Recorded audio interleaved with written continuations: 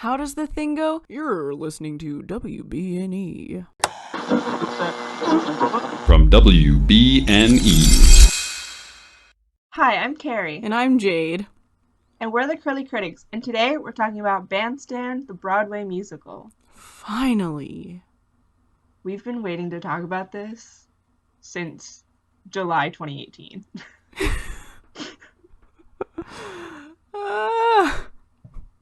Also, I'm so excited to talk about my history for this. Oh my gosh, I forgot we do that. Yeah, we've been doing new stuff recently, but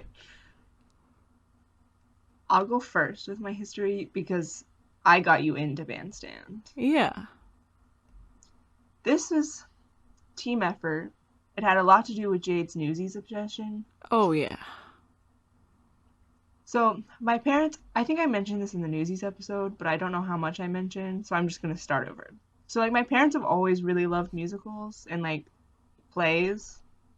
So, my whole life has just been that. And my first musical that I ever, remember falling in love with was Rodgers and Hammerstein's Cinderella with Laura Osnes. And, I was obsessed with that for, all of middle school, basically. And then in high school, I kind of forgot about musicals because who needs them when you're cool and you're playing an instrument and swinging a flag. But then Jade got really into Jeremy Jordan, and she got me into Jeremy Jordan, and then I got into Bonnie and Clyde because I remembered Laura Osnes, my queen. And so it was just, oh, this musical has both of them in it.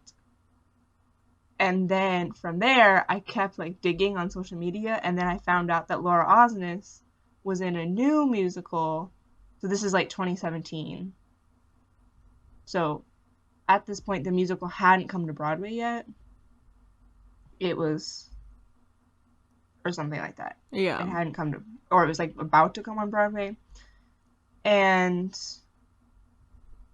so I was okay, this new musical with Laura, I'm very excited about this.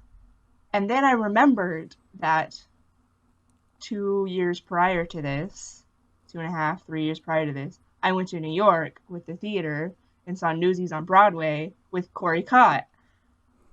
And it was this moment where I realized that I was in love with these people, and that I was going to love this musical forever.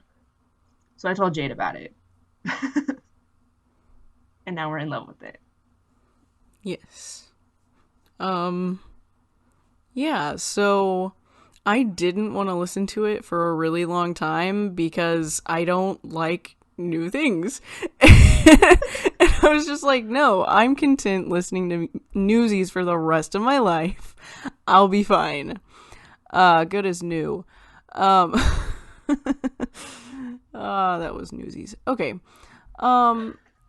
So I finally listened to it, and I didn't really like it.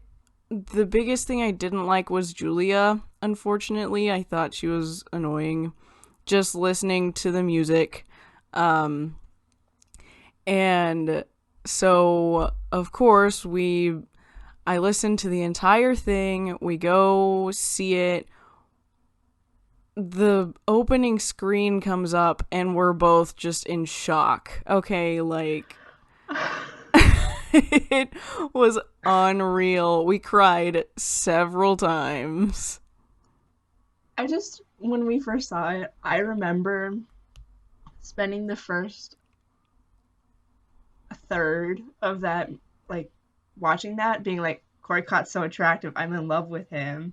And then just, the farther you got into it, the more it was oh. And then Right This Way happened. Oh, God. And that moment for both of us is, stuck in my brain for the rest of my life. Yeah. Which, we'll get to that, but... So that happened. We were super obsessed with it for a while. And then they decided... I remembered something. Then they decided to re-release it in theaters, and I was at community college at this point, and Cari and I couldn't see it together, but I was like, well, I'm going to see it again. So I took some community college friends, both of which cried several times. It was amazing. They really just fell in love with it.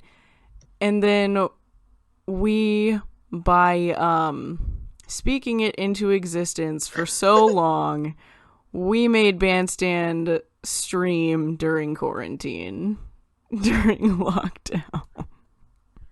Every once in a while, Jade texts each other, and you're like, you know what I wish I had right now? The Bandstand digital release. And quarantine happened, and we were texting this to each other like every other day. Yeah. You know, what else are we gonna do? I mean, I watched all of Gilmore Girls during quarantine, but besides that. And then it happened, and I watched it, and then I showed my parents. Yeah. It was only, you could rent it for 48 hours, so we watched it twice. We watched it together, and then we showed our parents. I remembered that at the time that I got really into Bandstand was my family and I were going to New York the next summer. Mm-hmm. So 2017, so in 2018 summer. And so I had like a huge list of musicals that I was just like watching. And I was like, okay, these are the ones that I want to see. And then I had to start crossing stuff off the list because they started closing. And unfortunately, Bandstand closed before I got to see it on New York. But it was up there on my list. Oh, that'll be my one regret, man. Killed to see that musical on Broadway. Holy crap.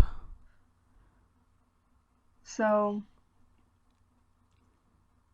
the musical opened on Broadway on April 26, 2017, and then closed September 17th, 2017.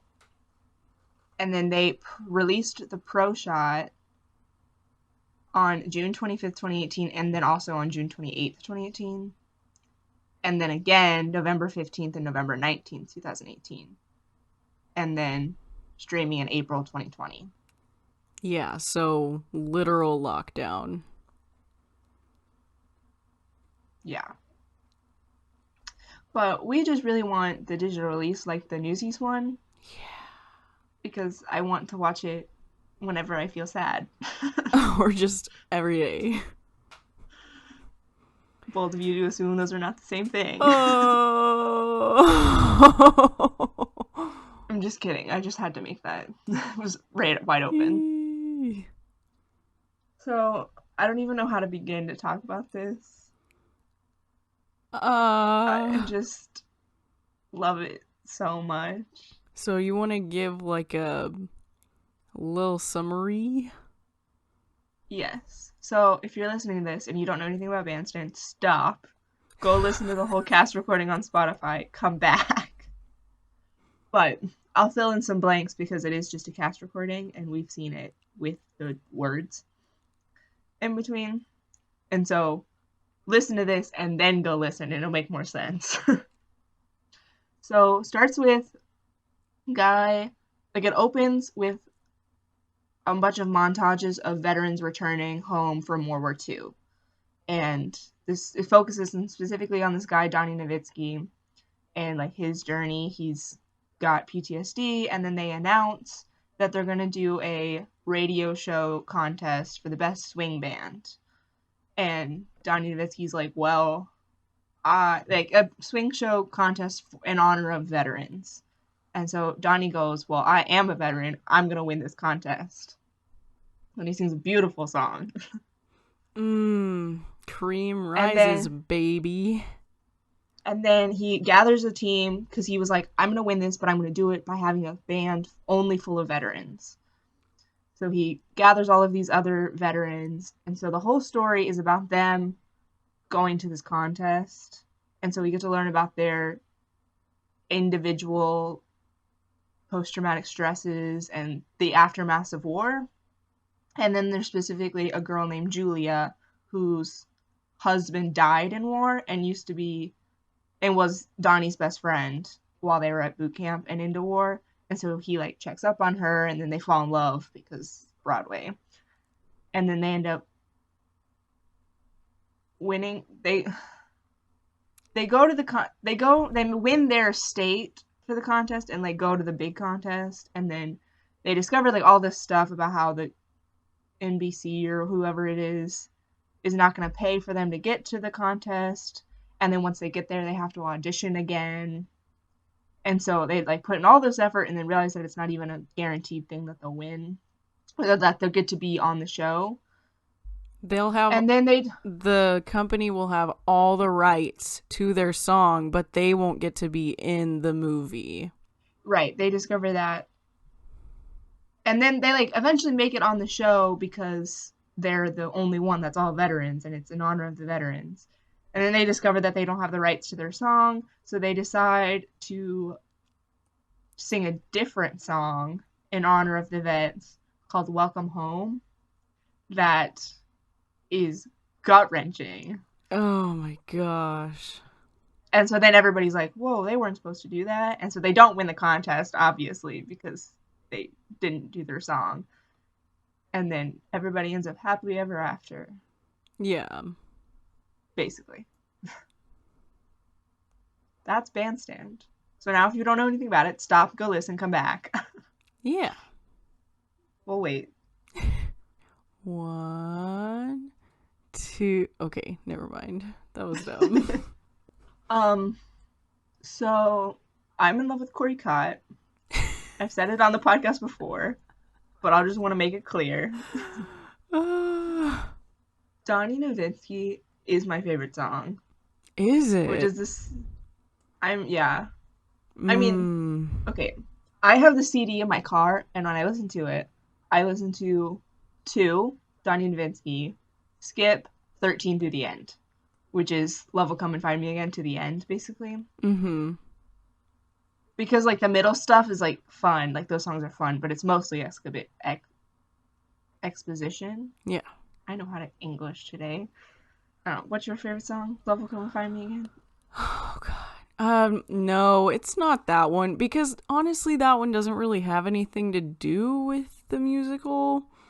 Not really. Like, it does, but it doesn't. It's fine. Man, I don't know. It's kind of a toss-up. I'm really obsessed with Welcome Home, the finale. The sad one? Oh, yeah. Oh, Sad Welcome Home? Dog. It's so, like, all of I these love songs are so well written. Who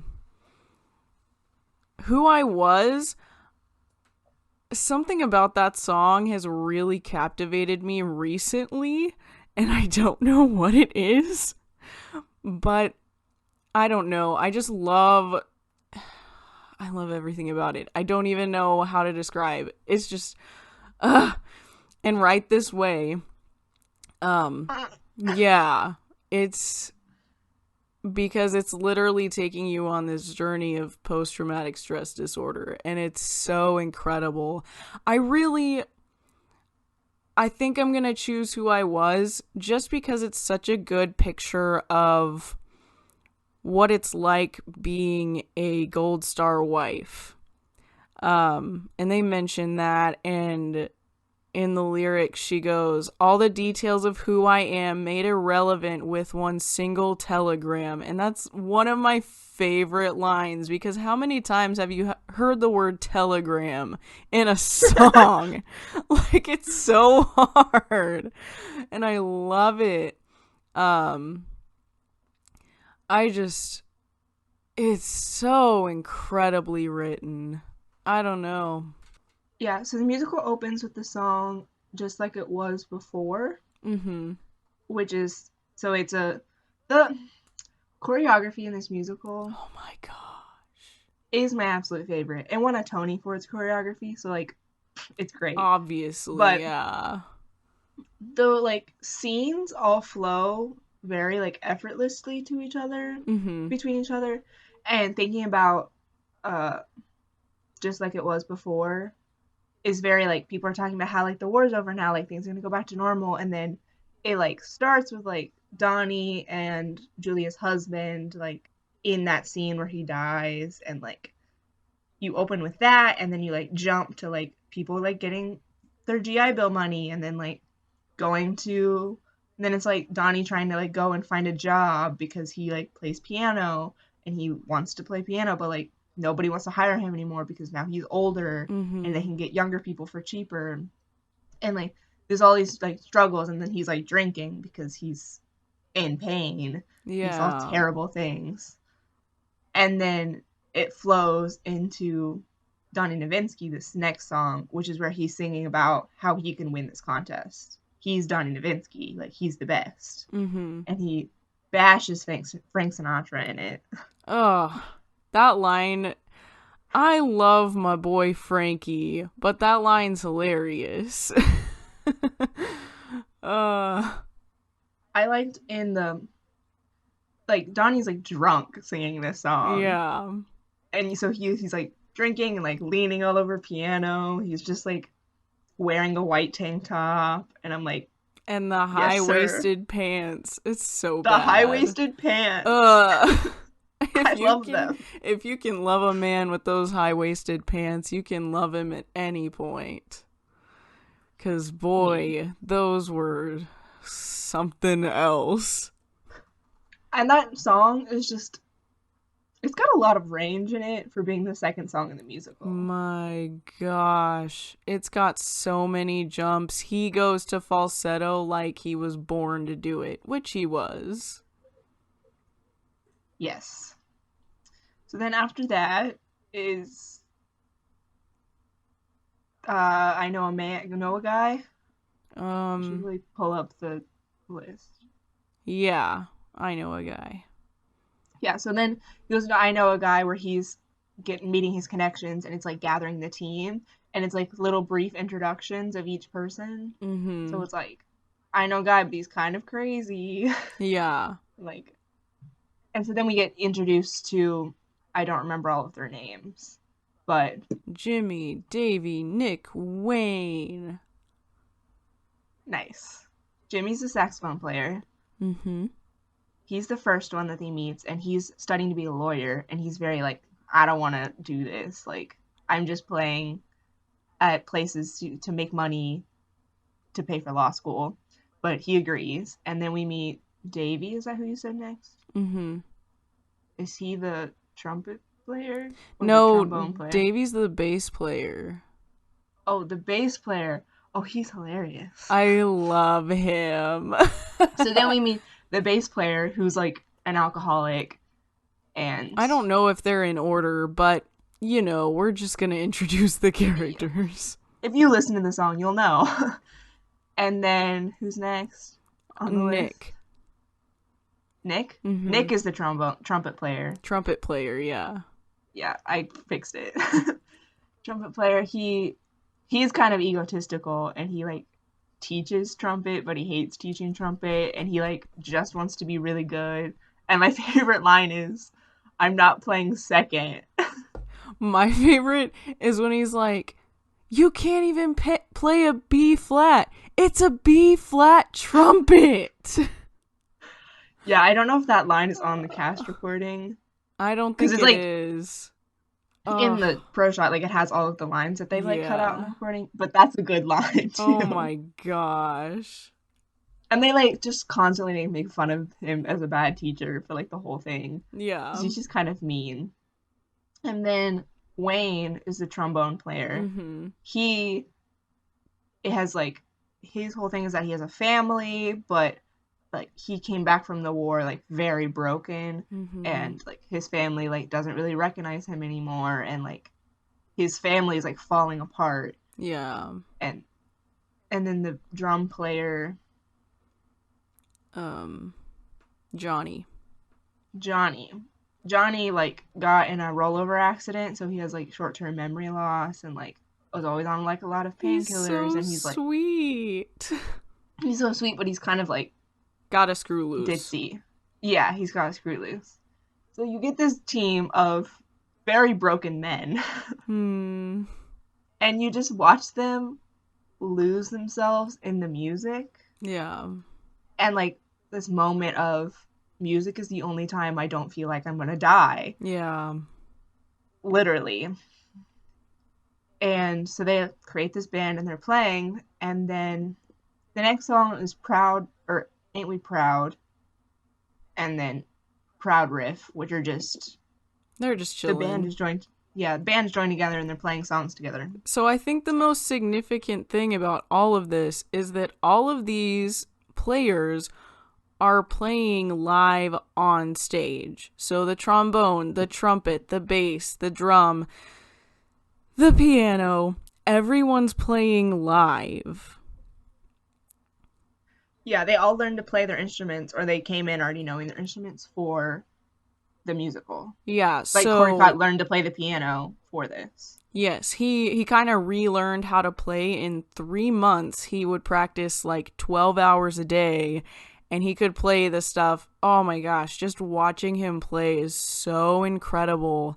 And some of these people, they were actors first, and they only kind of knew their instrument, or they were singers first, or they had never sung in their lives, but they could kind of act and play. And so you get this mix of people who end up being able to help each other with their strengths and weaknesses. Like being able to play in front of people live, or being able to act even though they'd never acted before. It's so phenomenal. And I think that's why it would be so hard to recreate it, is because it's hard to find people with those talents. Yes. If you really miss Broadway and you're sad, watch Broadway.com's Backstage or like With the Band series. It's just a series that Laura Osnes made in conjunction with Broadway.com, like recording them like behind the scenes and stuff. Mm-hmm. And they talk about, before every show, they would dedicate their show to a veteran that they knew, that either they knew or that someone they had like recommended to them. And then they all learned to play their instruments. And then Bandstand is the first musical verified by Got Your Six, which is a veteran organization. Mm-hmm. So they just talk about all of that. I just remembered when the show was like on Broadway, the theater that Bandstand was in was right across the street from Dear Evan Hansen. And so like Corey would like post stuff on his story of him like making fun of the Dear Evan Hansen cast. He and, would like, they wave make through a window at my Right, and they would wave through a window, and then they would like laugh at the like people all lined up to see Dear Evan Hansen, and it's just like good times. I miss that. I miss Broadway. I remember literally we'd be in school and every day you'd be like, oh my gosh, look, he's waving through a window. And I hadn't heard of Bandstand or Dear Evan Hansen at this point. And I'm just like, okay, I see that. All right. I think about this a lot because like we live in Texas. Like I don't go to New York very often. Like I've been and I've seen shows on Broadway in New York. So when I say that I miss Broadway, it's not necessarily I miss seeing shows, but I miss Broadway actors talking about shows and like posting things about their shows and like being behind the scenes. Like Christy Altomore, when she was on Anastasia, would do a live stream every single show at this one specific part of the show. And I was like, I miss things like that. Yeah. I miss people doing what they're supposed to do. Anyway. So at this point, the band's together, and then we get introduced to Julia Trojan, who Donny like stalks her, basically. Yeah. And then she's like, what are you doing? And he like introduces himself and is like, I was friends with your husband. And she was like, nobody will tell me how he dies. And he's like, well, I'm not going to. That's basically how their first interaction goes. But then she like invites him over to dinner and they like talk about stuff. And then he like gives her a photo book of like pictures of them during the war. And then he invites her to come sing. I think he hears her singing at church. Isn't that right? Yeah, he like mentions something about singing, and she's like, haha, I only sing at church. And so he shows up at her church. Yeah. And she's and singing this Pia Jesu, which is very soprano, very like choral song. So she has to go from that to like vocal growling and jazz. And I'm like, Laura, stop. Yeah, so he shows up at his church and is like, hey, come sing. And she's like, no thanks. Or no, he says, show up at this dance club. Like, show up at where we're doing this jazz club thing. And then while they're there, he asked her to come on stage. Yeah. Like, he didn't tell her beforehand. And so then they sing Breathe. No, First Steps First. First Steps First. Yes. And then she sings a song. She doesn't remember the bridge. That's the Right, best line. Right when, like, the first time Donny meets Julia, she sings Who I Was, which is the song about how she wishes that she could just stop being a Gold Star wife and just go back to the way things were. Mm-hmm. And so we get to see the side of, like, the people that get left behind through Julia. Yeah. So we just get to see that war is terrible to everybody. Yeah. Throughout this And whole musical. she says her true feelings about the war, and she hates that things happen the way they did, and she goes, and you know I would never be able to say this away from my dining room table. And the mom almost stops her from talking and is like, how could you say something like that? And she goes, because that's how it is. Like, you're not gonna stop me from saying how I feel. Who I Was. Very good. Yes. So then they sing. She sings at church, and then she sings a song. Then there's, like, Just Like I Was Before reprise. Mm-hmm. And then First Steps First. And then she's in the band at this point. Yeah. And it's... Then there's, like, all these, like, montages. And there's Breathe, which is just, like, a song about the stresses of the band that they've all, like, had. Like, they've all had their, like... There's a bunch of people who have a lot of trauma coming together in a very intimate way to, like, make beautiful things happen. Mm-hmm. So they struggle a lot. And it's really... There's a lot of stress. It's all of that, plus it's Donny trying to make them into a team and trying to teach them how to be together and how While to... also being kind of a jerk himself. Yeah, well. He doesn't do it very well at first. It is what it is. Because he's like, I'm Donny Nowitzki, I'm the best, we're gonna win. And everybody's like, you suck. Like, he's good, but he's just, like, he's a very domineering figure at first. He's not very personable. No. None of them are. No. So then they sing a song, You Deserve It, and, like, that's gonna be their show song that they're gonna sing. And then trumpet player Nick is like, we're gonna lose with this song. And then they, like, find out that Nick has been playing with another band too, and they're like, either you pick us or them, like, you can't have both. And then he's like, well, if you guys are gonna sing this song, I'm out. So then they come up with another song, which then we're at the contest. Mm-hmm. We have Dwight Anson and Jean Ann, which is just, like, introducing the contest. And then she sings Love Will Come and Find Me Again. Which is just incredible jazz number. Oh my gosh. Beautiful. Jade sung it. Oh yeah, it's one of my favorites. It's basically talking about how she's lost her husband and love will come and find her again, and the experience of losing him and what that means for her. And man, it's so good. The range on that song is phenomenal. And then we have Right This Way, which this song happens. They win the contest with Love Will Come and Find Me Again. And then they have all these papers to sign. And then they find out, like, you won, you have to go to New York. But when you get there, you have to audition again. Also, we're not paying for you to get there. And Donny just has this moment where he and Julia's husband, which I cannot remember his name. Michael? Yes, that makes sense. He was like, Michael and I were going to come back from war, and we were going to make this band together, and we were going to go to New York first class, stay in this fancy hotel. Mm-hmm. Like, we were going to do all of these things. And, like, now we have the opportunity to do that, and they're not letting us do it. Like, they're not going to pay for it, and, like, we don't have the money to pay for it himself. And so it's this cathartic moment of Donny fully reaching his breaking point. Yeah. I have chills talking about I do this. too. I'm struggling. This is a lot. So, when we saw it, Jade and I had listened to this musical lots of times. Like, we knew it very well. Yeah. So, like, when you see a musical after you've listened to it a lot of times, like, you mostly know what's going on, and so you're just like, I'm here for a good time. This is the moment that the entire watching experience changed.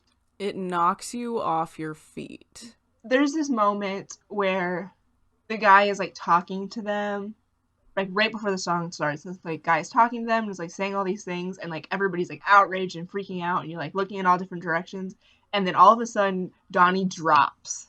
Yep. Like, fully collapses on the ground, like, crying. Shaking. And Jade and I, like, were watching this, and we both just froze. We were like, crap. Can't move, can't breathe, what to do? That just happened. I don't even know how to describe the feeling of watching that for the first time. Because it's like you're actually there, actually experiencing his post-traumatic stress. Like, it's unreal how real it is. Yes. And then he, like, sings the song, and it's the Act 1 closer, and it's so powerful. It's probably my favorite Act 1 closer of all time. Fair. It was definitely Lin-Manuel Miranda's. Yes. He tweeted So that's about how- it. We know. Yes. Because they're just singing the song, and then, like, Corey's like, Donny is like, these are the things that we're going to do. We're going to go. We're going to, like, they're not going to pay for it, but we're going to earn the money ourselves. Like, we're going, and we're going to go travel first class, and we're going to stay in the fancy hotel, and we're going to get the recognition we deserve. And everybody's like, well, how are we going to do that? Yeah. And he's like, we're going to play every single show, place that we can. We're going to get as much money as we possibly can, and we're going to do it. And then everybody's like, okay, we're going to do it this way, like, right this way. And, like, the Act 1 closing is, like, all of them in a line, standing in front, like, singing. This amazing chord, you guys. Like, And they're, like, belting. oh. Like, they're all singing at the top of their lungs. Like, there's just so much emotion in it that it's overwhelming. Oh my gosh. I get why we like that line where they're like standing in a line and they all move forward. I know why we like that so much. The dragon ritual line. Frank. Marching band 2014. 2015. We started high school 2014, the sophomore year. I can count. Actually, Because we ended high school 2017 technically, but 2016. Yeah, we went in 2014. 2014. The seniors our freshman year graduated to in 2014, which means maybe you're right. It was 2014. It was 2014. Yeah, Dragon I'm so Ritual. confused. I'm gonna link Broadway.com's Donny Music. I'm gonna link Dragon Ritual in the show notes. I've personally, as an individual, never been more proud of anything than Dragon Ritual. You guys are welcome. That was our sophomore year. We made it to state. We made 11th, technically 12th in the state. We tied for 11th. No, we tied for 10th. We got 11th. No, we tied for 11th and we got 12th because we were one away from finals, which is the top 10. Yeah, and we got 11th. I'm pretty sure we got 12th. Dog. I mean, it doesn't matter now. We didn't make finals. We tied for something that wasn't 10th, but we were close. Because Like, they we- wouldn't take 11. We were like point something off, and they're like, oh no, we take the top 10. I have to look it up Oh because I'm pretty my sure we tied for 11th. gosh. It wouldn't matter if we tied for 11th. But it was the fact that we tied for 11th and we were like so close, but we didn't get it. Please hold, ladies and gentlemen. Just pause as I beat Jade in this argument.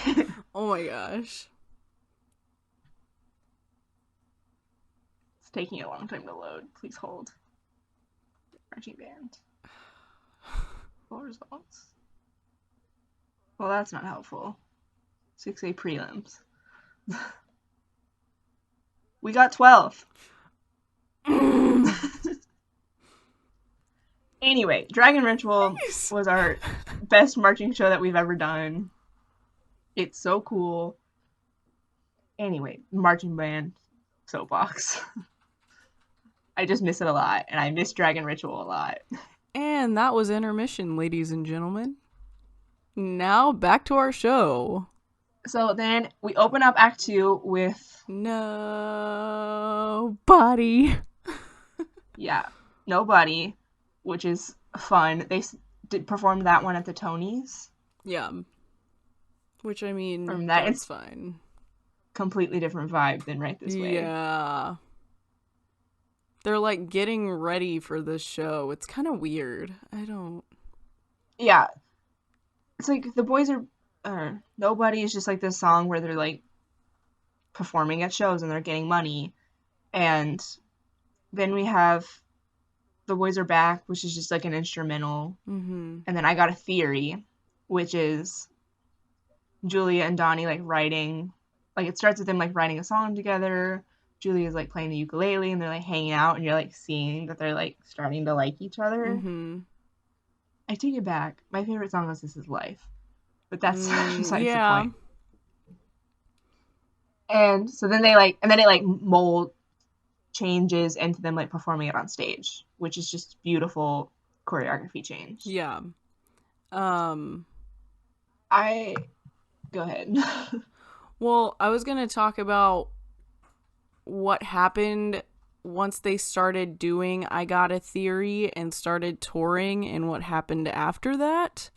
So yes, they start playing I Got a Theory and they get a bunch of gigs and you get to see all these different club owners and they're calling each other going, hey, I need you to give this person a gig. Hey, I need you to give them whatever.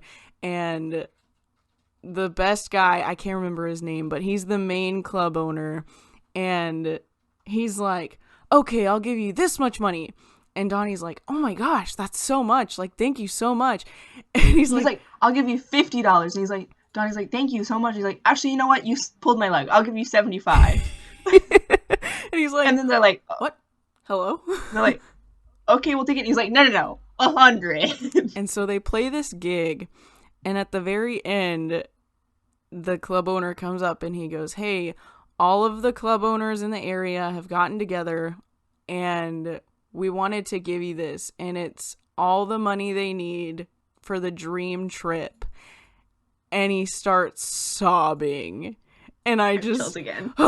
It's so much, you guys. Like, you just see all of his dreams coming true in the blink of an eye. Like, he knows that this is what Michael would have wanted. We love you, Rubbers. Yeah, they called him Rubber because his last name is Trojan. Get it? Anyway, so then in between I Got a Theory and the next song, Donny finally tells Julia what happened to her husband. She gets like really like, you gotta tell me, like nobody's telling me, like I want to know what's going on. Mm-hmm. She's like, I have so many questions, like did he get a funeral, like what was he wearing, like in the funeral? And Donny was like, no, like you don't understand, like none of that happened.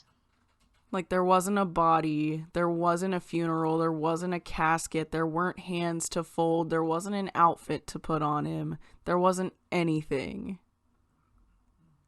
Yeah, so basically what happened is they were stuck in like a foxhole for like days. Mm-hmm. And then eventually they were like, okay, we need to get out of this or like we'll just die here basically.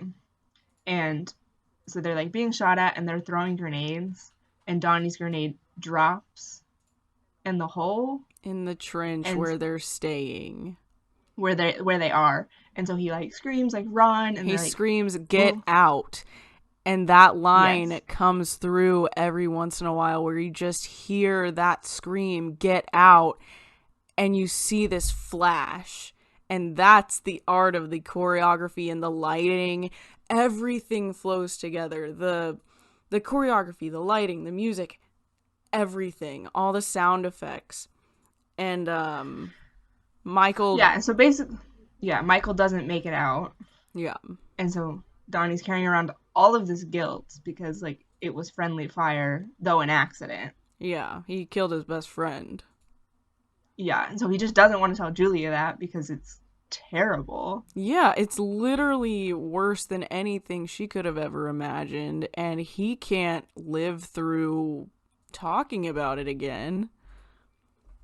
Right. It's like not even it's a situation where you can't even put blame on someone. Mm-hmm. Like if he had been shot down, at least you could like hate the Yeah. Japanese and be like they killed my husband. But now you're like, "Oh, like this man that I've like grown to really like appreciate and respect and like love Mm-hmm. is the one who killed my husband."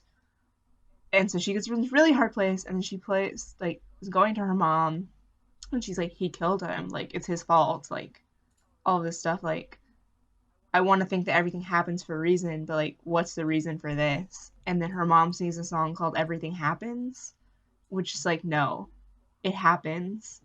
Like everything doesn't have to have a reason for why that it happens. It just happens and you have to live in the moment. You have to just understand that this is what like everything happens. Yeah, Beth Level, man. Oh my gosh. She's also a queen. She's hilarious. Holy moly. She's so incredible.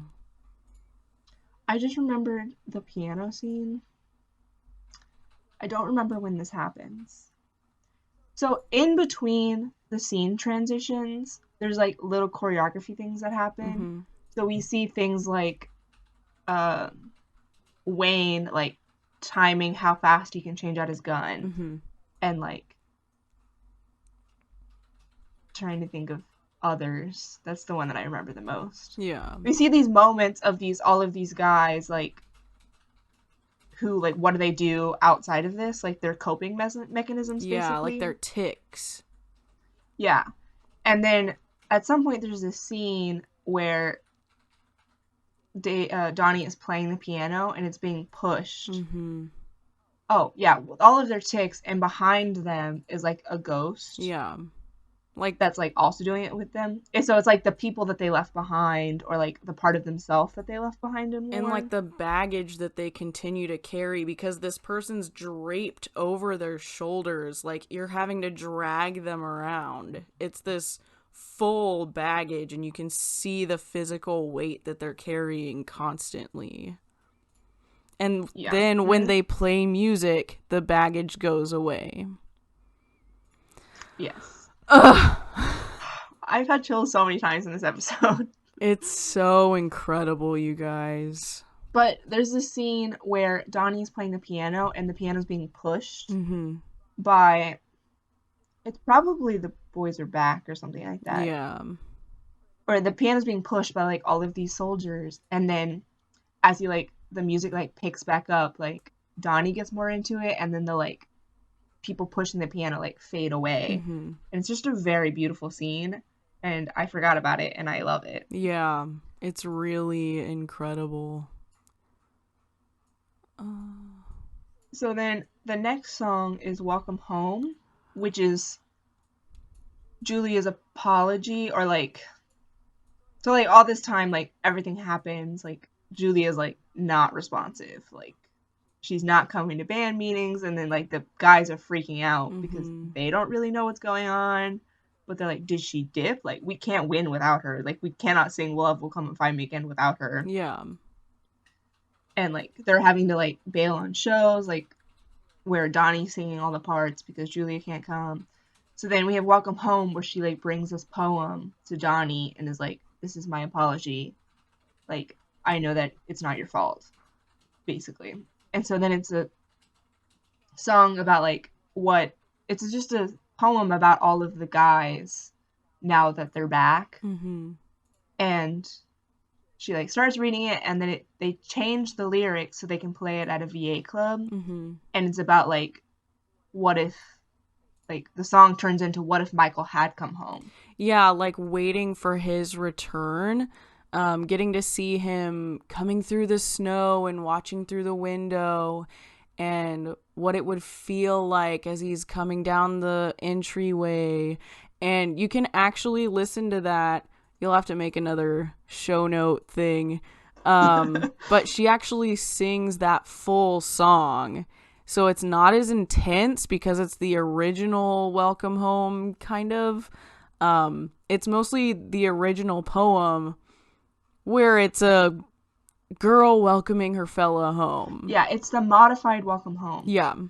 Which we like to deem the not sad Welcome Home. Basically, like, PG version because it's so freaking intense. Yeah, so then that, like, the bands all come back together and they're singing the song. It's beautiful. And then the next song, they're in New York. And this is just so cool. The set changes. Yeah. They're, like, in the train. Their clothes change. Like, they're transforming and they, like, get to, like, live out their dreams.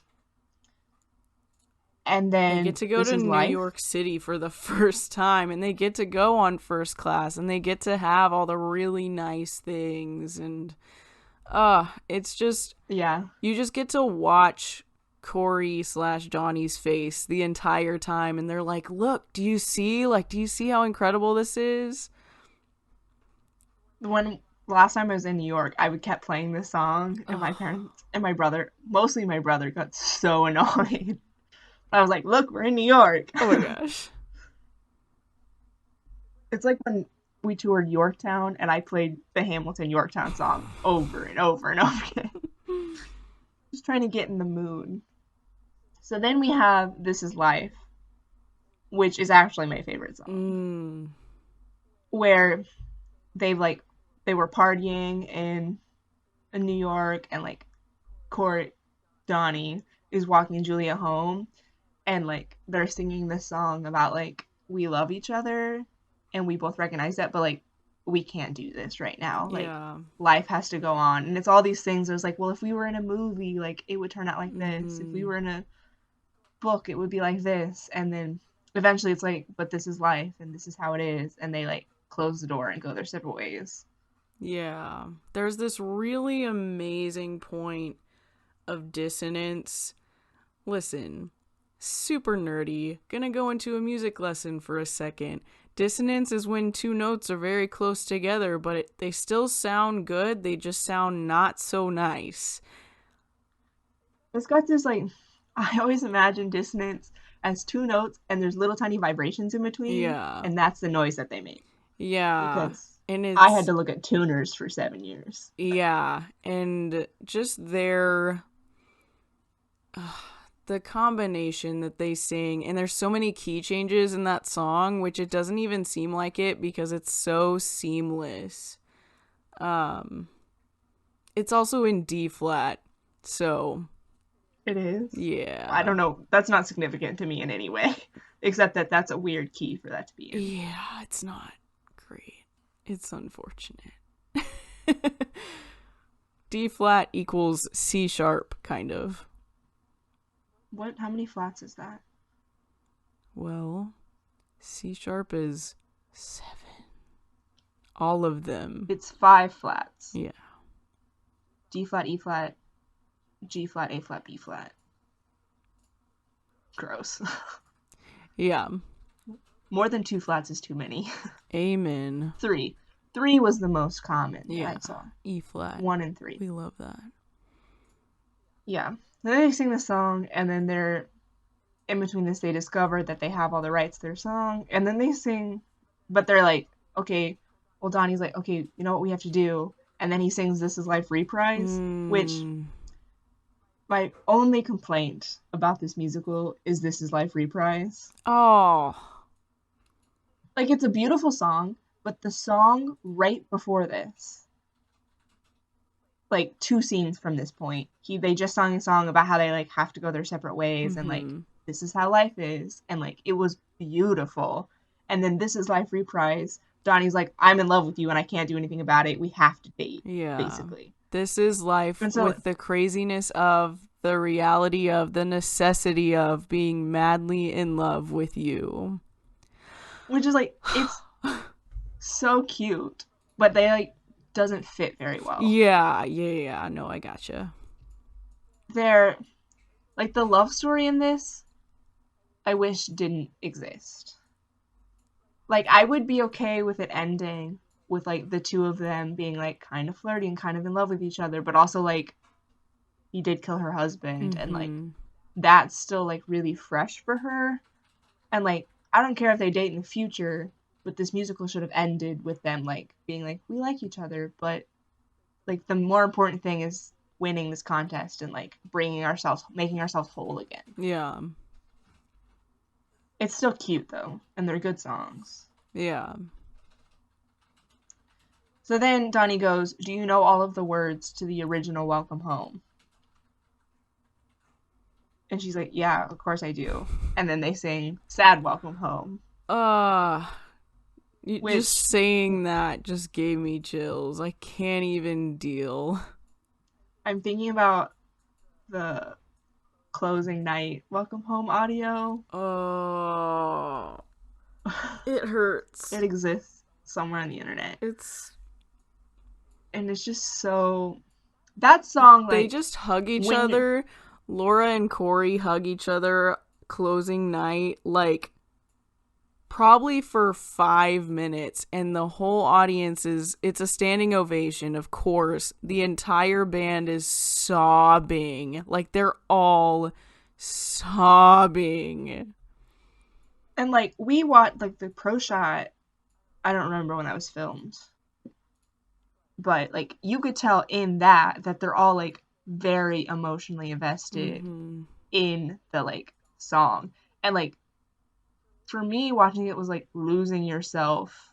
Yeah. Like, I lost myself in the song where I was like, I don't even know what's real and what's not. Like, for like just a second, especially in the song, like, these aren't actors performing. These are real people singing this song about like the pains of war and like the traumas that they've like brought past. And it's just so beautiful. She goes through each individual band member and talks about all of their burdens that they carry, and in between she'll say like, I also feel this burden and I wish I could carry it with you. And then chorus, welcome home my boys, welcome home my sons, welcome home my husband, welcome home my love.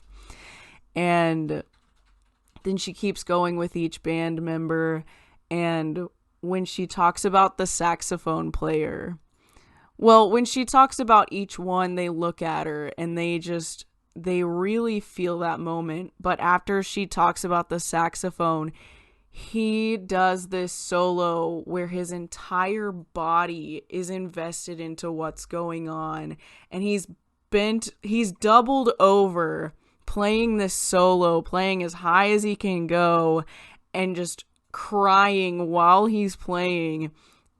And then once that climax is over, it goes to the quiet Donny verse, and she talks about Donny and talks about leaving his friend behind and talks about all this stuff, and it's so magnificent.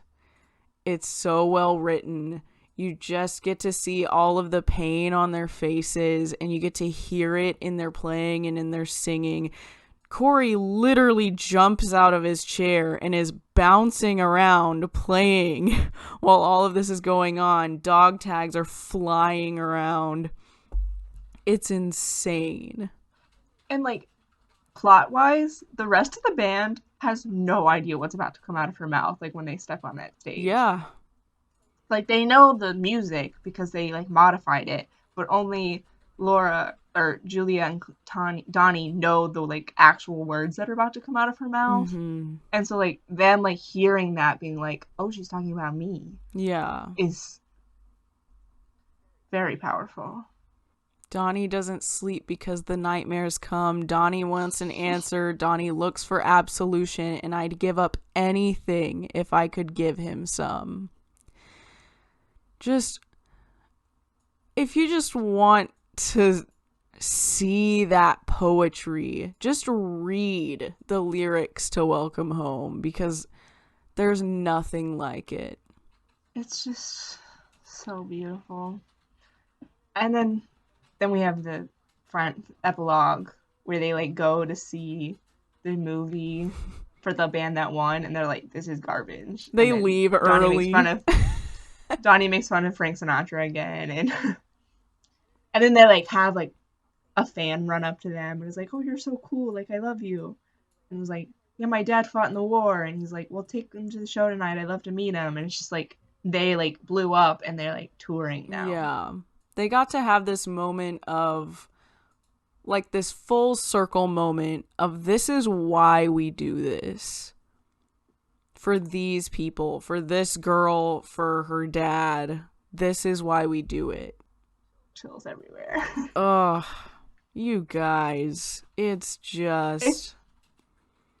like, the musical has plot holes, and like it's not a perfect musical by any means, but the message that the music tells is so powerful. Yeah.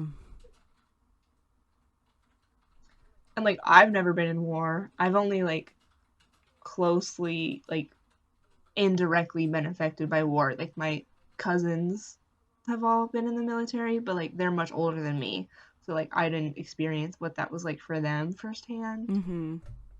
And so like seeing this is like, oh, this is what it's like. Yeah. There's so many, I don't know, just little digs, little jokes, little choreography things. This is one of those musicals, and I mean, you could argue this for any of them, but this one in particular, you notice something new every time you watch it. Yeah, I've seen it 4 times. Yep. And I would watch it every day if I could. Every day, boys. So, Playbill, whoever owns the rights to that, if you're listening, I will pay you $50 for this. Yeah, like, let me own this. I will pay $200. I'll pay the full price of a Broadway ticket for this. Yeah, just to be able to watch Right This Way on repeat. That's just one of the things. We've never talked about bootlegs on here, but especially with Hamilton and like this and like the Newsies Pro Shot, and like people are like, if we film things, like people won't want to see it live. But like, I would kill to see this live. Oh my gosh, I would want to see Newsies live again. Right. I would still want to see Hamilton live. Yeah, if you love something enough, you would want to see it live. You would want to be in that environment and get to experience that magic firsthand. And like, when things are filmed, the beauty about theater is that it's different every single day. That you could go and see the same show every single day for a week, and you will get a slightly different show every time. Yeah. And there's nothing like the feeling of sitting in a theater, hearing the overture, listening to people sing on stage. Like, there's nothing like that. I guarantee you, if we heard the overture in Bandstand, you would immediately start crying. I cried in Anastasia, like when I saw Anastasia with my family. Like, the overture started and I was like, okay, I'm done. I'm gonna cry now. Because it was just like something that I loved so much, and now I was like seeing it. It was beautiful. I love it. Yeah, so I just wish that I could watch more of it. I wish I could watch Bandstand all the time. I wish the tour didn't get canceled because of a pandemic. I'm in the mood now to sit in my room with the lights off listening to Welcome Home. Yikes. I do have Bandstand on a Google Drive. Oh, I think I do too. I have a folder on my computer called Broadway. Let's see. Bandstand, Newsies, Waitress.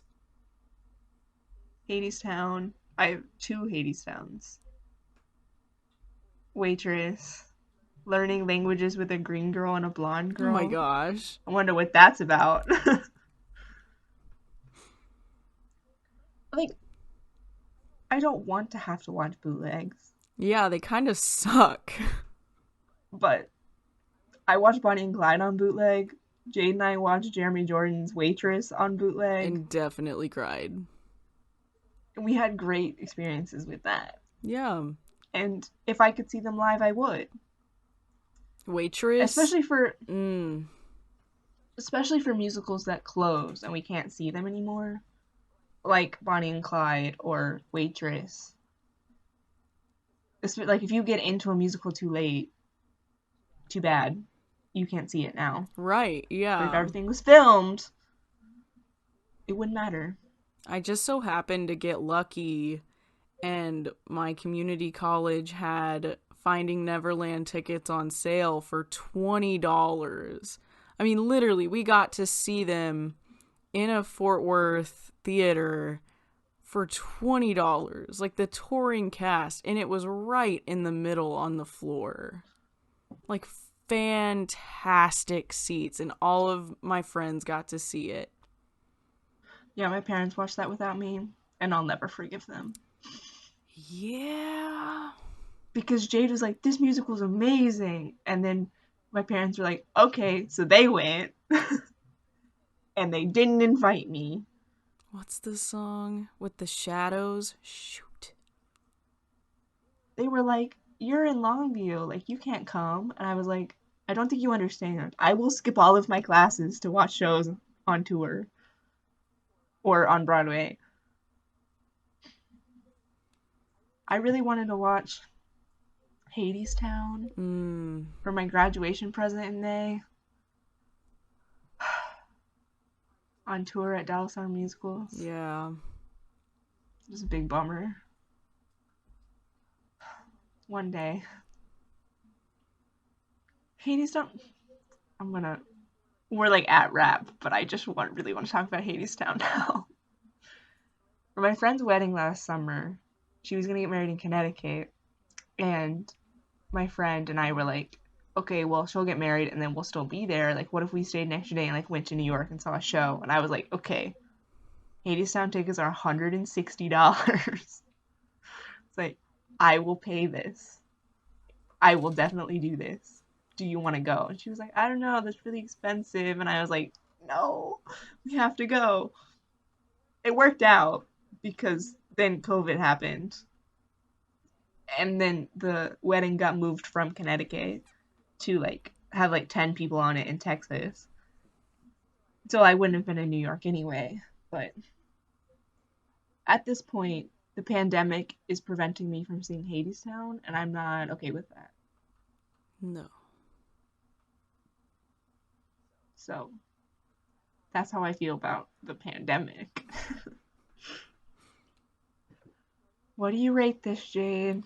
Okay, I thought about this. I took some very specific considerations into coming up with the score. So, I love this. I love the videography with the way they shot the movie because they wanted us to see certain things, and I think that's really important when pro shooting musicals.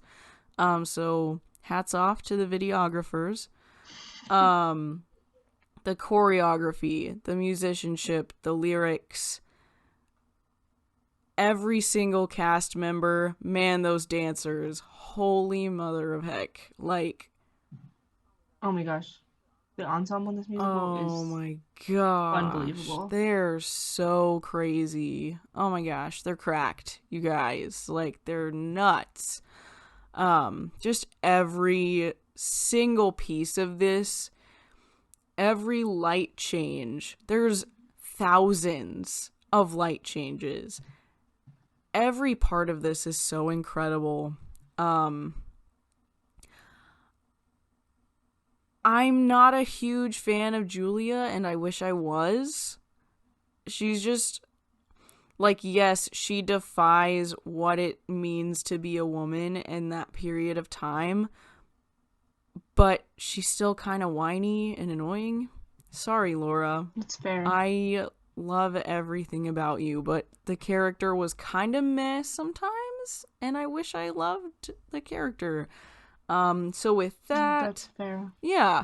Plus with the kind of plot holes and the cursing, which I'm not a huge fan of. There's not a whole lot. There's just a few, but I'm like, meh, you really need to do that? The biggest one is in Right This Way.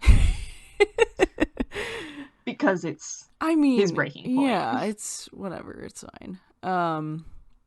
Is what it is. I'm giving it a 9. I'm giving it a 10. Crap.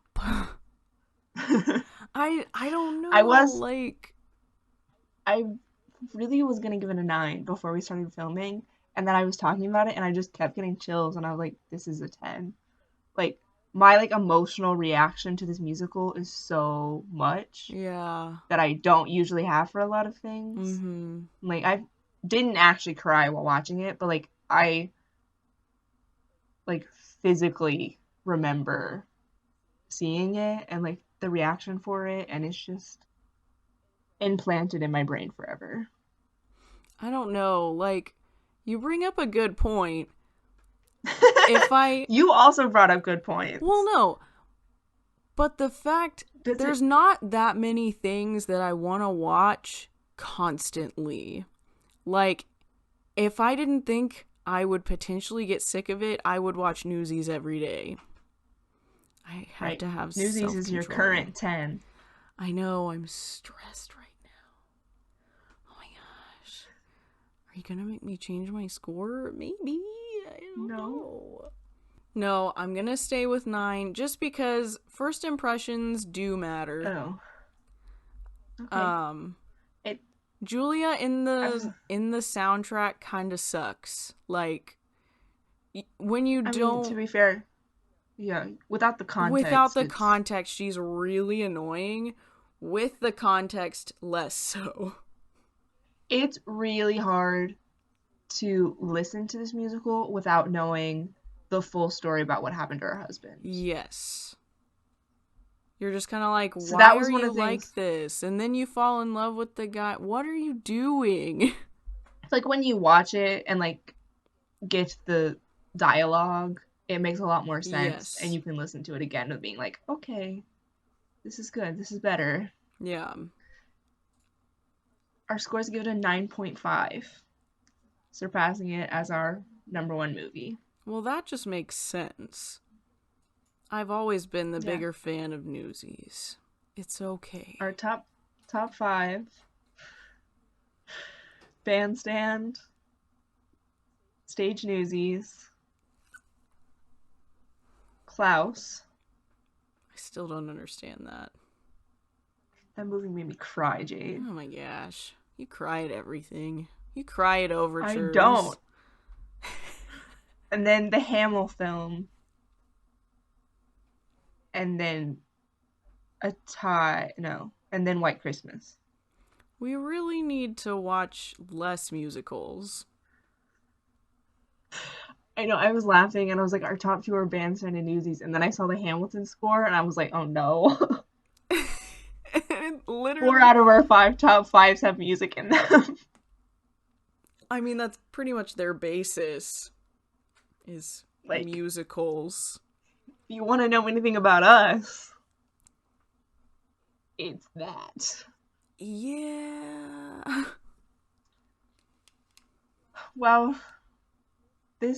I meant to say this at the beginning, but this is our first official podcast episode being part of the WB&E network. So we're now officially part of the WB&E network, which has a bunch of awesome shows on it.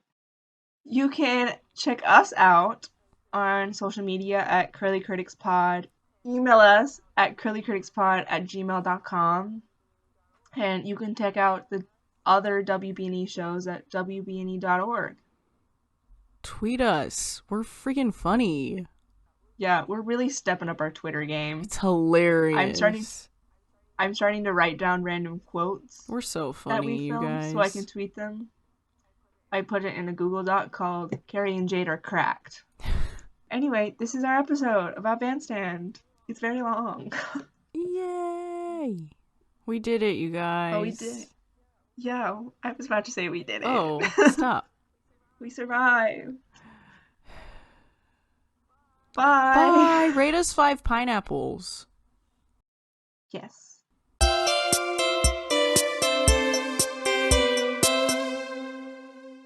The world is mass chaos.